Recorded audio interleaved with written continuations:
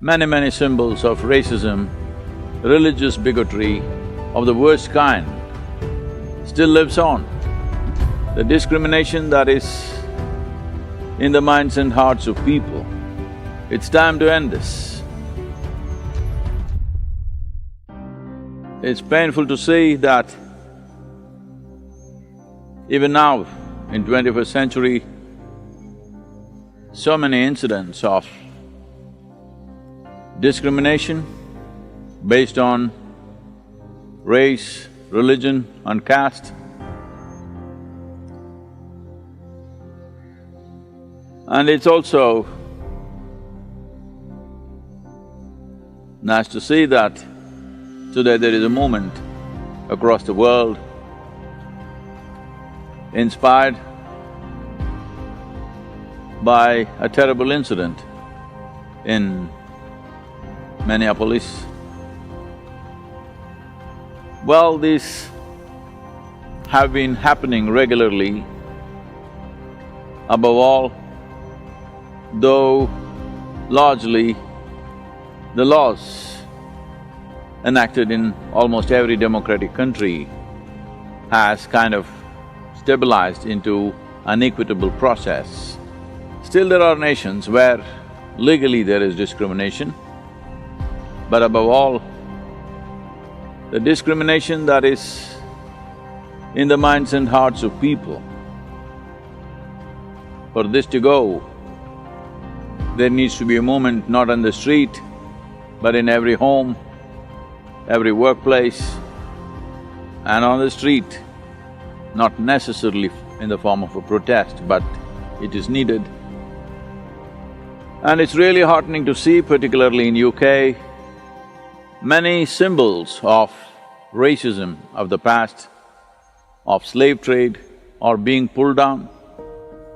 But still in India, many symbols of racism, religious bigotry of the worst kind still lives on. There are entire towns named after the worst kind of religious tyrants. Aurangzeb, who in his lifetime is estimated to massacre nearly 4 million people just on the basis of religion, imposing taxes on people who belong to a religion which is not theirs. Still towns are named after them, streets are named after them, statues of British imperialism, which essentially represented a racist attitude towards the Indian people, still lives on. Well, the great British hero, Mr. Churchill himself, a racist of the worst sort,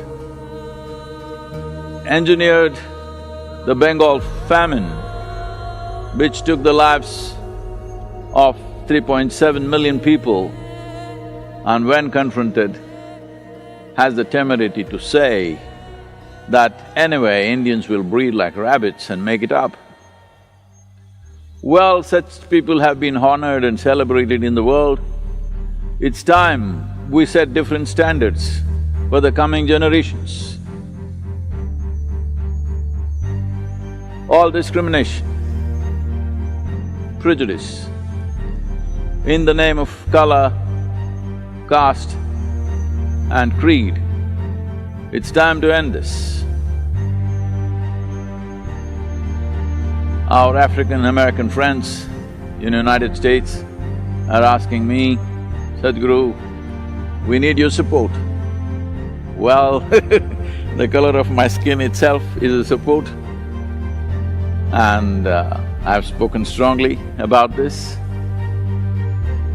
But if you think I must take the knee, well, your clenched fist, if it is not directed against anybody, if it is only against prejudice, it is not against people of certain descent, but against prejudice against racism, against injustice perpetrated in the name of caste, creed and race, well, I will raise my fist also for you.